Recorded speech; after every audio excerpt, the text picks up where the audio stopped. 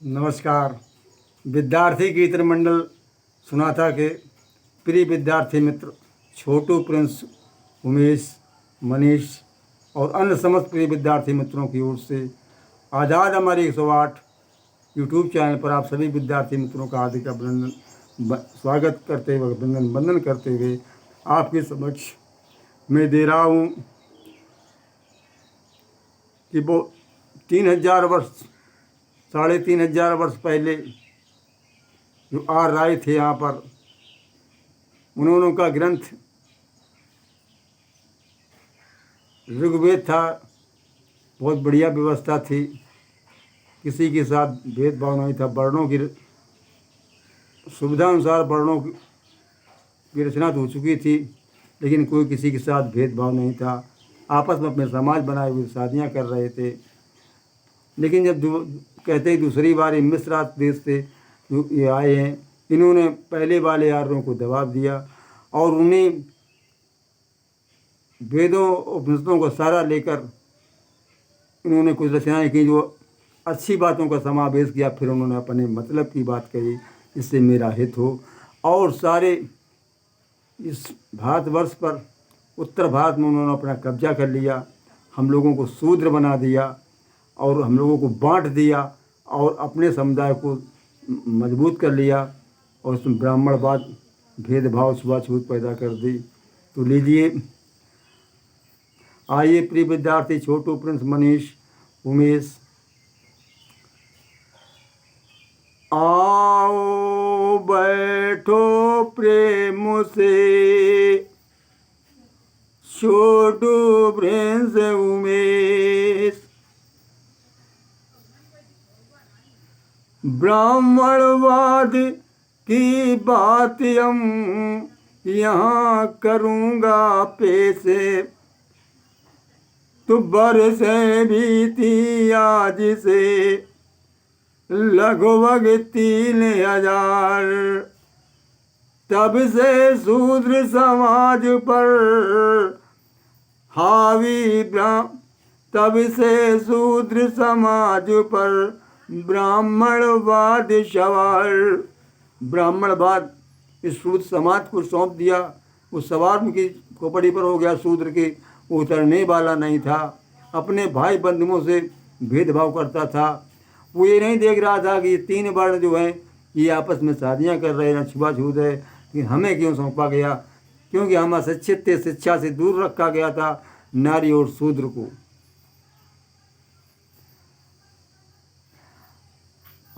मैंने अपने शीश से उसको दिया उतार, मगर ब्राह्मणवाद को आप रहे पुचकार। प्रिय विद्यार्थी मित्रों, मैं कभी विद्यार्थी हमारा आज़ाद, मैंने जो है ब्राह्मणवाद को अपने खोपड़ी से उतार दिया, भेदभाव का समाप्त कर दिया। मेरे लिए सब समान है, मगर ब्राह्मणवाद को आप मेरे प्रिय विद्यार्थी मित्रों आप अभी पुचकार रहे, अभी गले लगाए हुए हो। प्रेम पूर्वक एक दिन बोला राम विलास, सच कहता हूँ आप पर करत जखैया वास।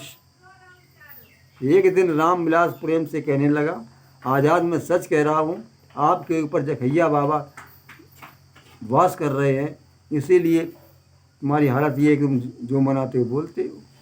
मैंने कहा जखई बुलवाता, मैं सच कहता हूँ। ना किसी को जखई लगता है, ना जखई कहीं है, लेकिन उसे बहुत बड़ा विश्वास था। हमारे विद्यार्थी मित्र तुम्हें नारी समाज को तो बहुत ही विश्वास है, टोना टुटका है। और मान गए हम बात सब, हुआ पूर्ण विश्वास, मेरे ऊपर कर रहा कोई भूत निवास। मैंने कहा भैया मेरे सर पर कोई भूत निवास कर रहा, मैं मान गया हूँ, लेकिन क्या करोगे? उन्होंने कहा हम पूजा पाठ कराएंगे। कराओ भैया। काफी पूजा पाठ की कोई नहीं सुधार, छोड़ा ब्राह्मणवादी को करवाया उपचार।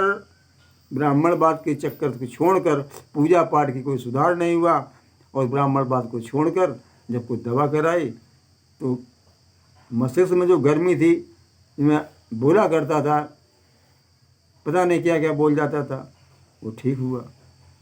लेकिन ये लोग समझ रहे थे कोई देवता जखैया सवार है, ऐसा नहीं था।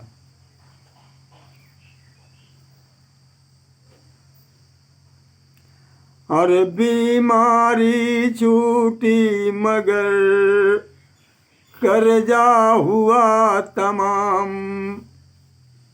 पसगर चक्कर चाल में फूके हमने दाम।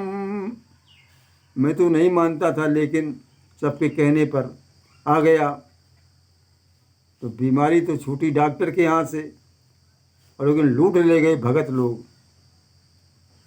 चाल चक्कर में फंस करके बहुत से दाम फूंक दिए। चलो कोई बात नहीं। मैंने कहा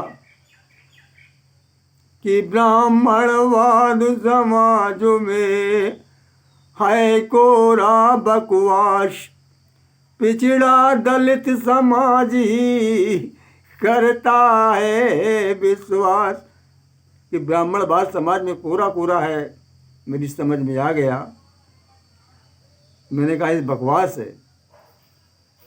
पिछड़ा दलित समाज ही, पिछड़े वर्ग के 80-80 के लोग अब भी विश्वास करते हैं इस पर।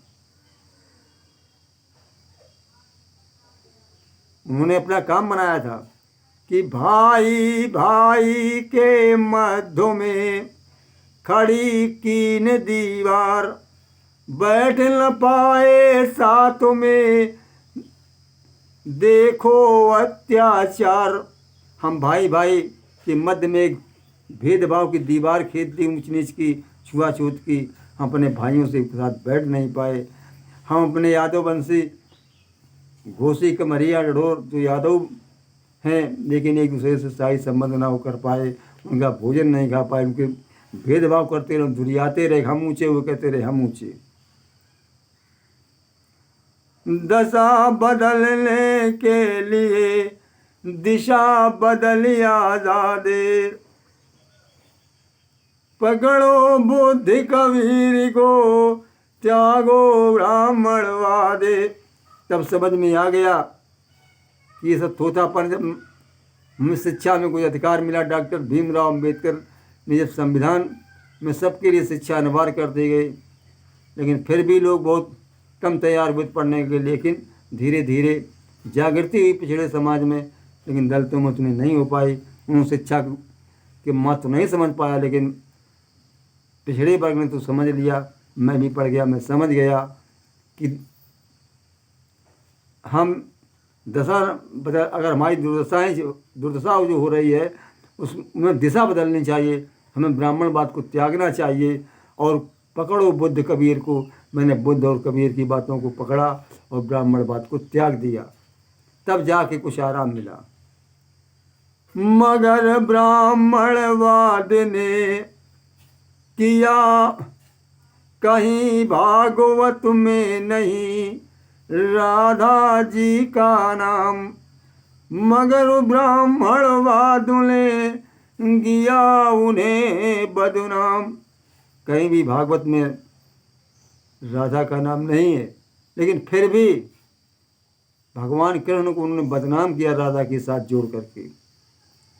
गोपथ ब्राह्मण में लिखा वर्णों की उत्पत्ति, केवल सूत शूद्र समाज पर को सौंपी सभी विपत्ति। गोपथ ब्राह्मण एक इनके सतपथ ब्राह्मण, गोपथ ब्राह्मण, ऐतरेय ब्राह्मण, ये वे इन्होंने इनके ग्रंथ चल रहे हैं। उन्हीं के अनुसार समाज में सब बातें बताई गई, उसी के अनुसार देश चलाया गया मनुस्मृति की। तो सूद समाज पर सारी आपत्तियां सौंप दी गई।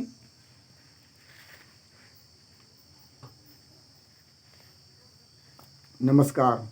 अब अगले वीडियो में आपको हम देंगे, इसके आगे ही देंगे कि ऊंच नीच को ये सूद समाज ढो रहा है।